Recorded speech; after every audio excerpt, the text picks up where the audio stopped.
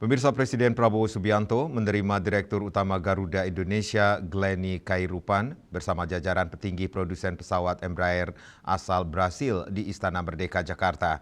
Pertemuan tersebut membahas perkembangan industri penerbangan global, khususnya terkait kemajuan teknologi pesawat di Indonesia.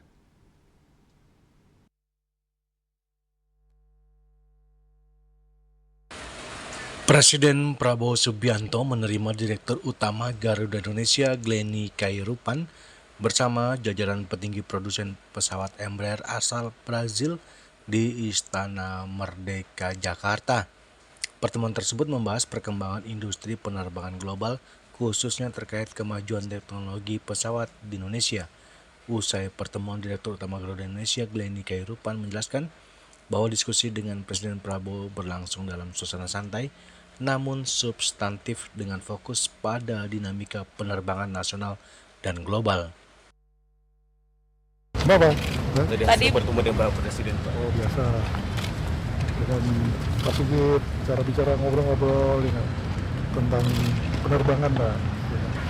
Penerbangan di Indonesia, ya, tentang Garuda, tentang pesawat-pesawat yang super maju sekarang gitu. Ya, teknologi yang maju, bagaimana kita harus ikut juga terlibat di dalam perkembangan teknologi.